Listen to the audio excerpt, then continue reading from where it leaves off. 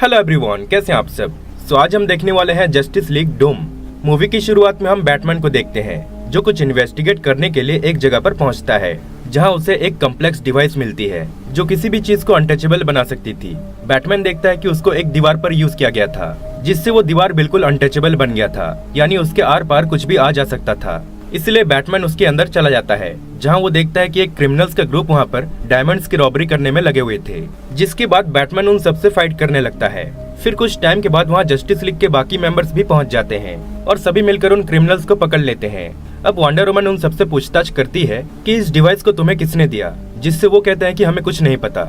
जिसके बाद मार्शियन मैनहंटर उन सबके माइंड्स को रीड करता है जिससे उसे पता चलता है कि वो सब सच बोल रहे थे, यानी उन्हें खुद ही पता नहीं था कि वो डिवाइस उन्हें कहां से मिला था।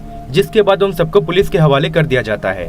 फिर बैटमैन अपने बैटमोबाइल से बैट के बाद आता है और जैसे ही वो सोने जाता है तो उसके बैटमोबाइल से मिरर मास्टर बाहर आता है और बैटमैन के कंप्यूटर को हैक करके उसके बहुत सारे इंपॉर्टेंट डेटास को चुरा लेता है।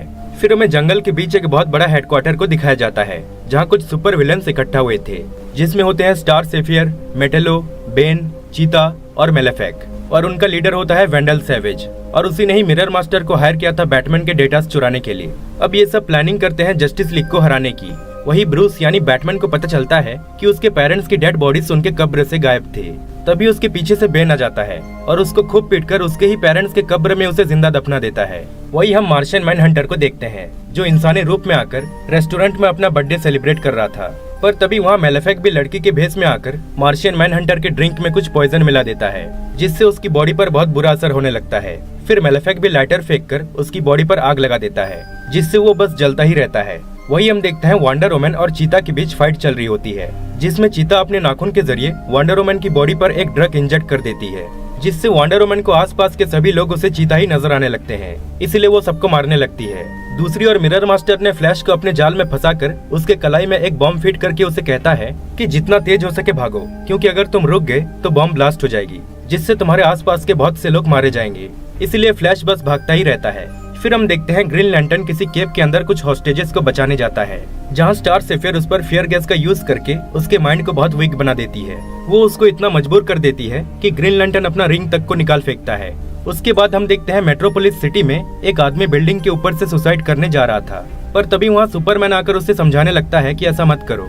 लेकिन फिर हम देखते हैं कि वो आदमी एक्चुअली मेटेलो था जो सुपरमैन को क्रिप्टोनाइट बुलेट से शूट कर देता है जिससे सुपरमैन नीचे गिरकर बेहोश हो जाता है। वही ब्रूस किसी तरह उस कब्र से बाहर आ जाता है और सभी जस्टिस लीग के मेंबर से कांटेक्ट करता है जिससे उसे पता चलता है कि वो सब खतरे में है। फिर वो तुरंत सबकी मदद के लिए निकल जाता है। वही साइबॉर्ग वंडर वुमन के पास पहुंचता है और उसको किसी तरह होश में ले आता है। फिर बैटमैन वंडर वुमन को एक एंटीडोट देता है जिसको लेकर वो मार्शियन मैनहंटर की बॉडी पर इंजेक्ट कर देती है जिससे वो फाइनली ठीक हो जाता है। अब बैटमैन फ्लैश को किसी बर्फीली जगह पर जाकर उस बॉम्ब को ब्लास्ट करने को कहता है ताकि किसी को कुछ नुकसान ना हो, और फ्लैश ऐसा ही करता है। वो उस बॉम्ब को बर्फ के अंदर लगाकर वहाँ से बाहर निकल जाता है जिससे बॉम्ब बर्फ के अंदर ही ब्लास्ट हो जाती है और फ्लैश भी बच जाता है।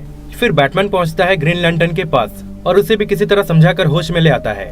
जिसके बाद सभी हीरोज पहुंचते हैं सुपरमैन के पास जो मरने की हालत में होता है, लेकिन सही टाइम पर मार्शियन मैनहंटर उसकी बॉडी से उस क्रिप्टोनाइट बुलेट को निकाल लेता है जिससे सुपरमैन ठीक हो जाता है। अब जस्टिस लीग की टीम अपने वॉच टावर में आकर एक मीटिंग करते हैं जहां बैटमैन सबको समझाता है कि एक्चुअली ये सब मेरी वजह से हुआ है, क्योंकि जिन जिन तरीके से तुम सब पर अटैक हुआ था दरअसल उसको मैंने ही प्लान किया था, क्योंकि तुम सब में कुछ न कुछ सुपर पावर्स है जिससे ऐसा भी हो सकता है कि तुम सब फ्यूचर में कभी इविल बनकर अर्थ के लिए खतरा बन जाओ। और उसी को ध्यान में रखते हुए मैंने तुम सबके कमजोरी के हिसाब से ये प्लान बनाया था, लेकिन इससे तुम्हारी जान नहीं जाने वाली थी, तुम सब इजीली इससे रिकवर भी कर सकते थे।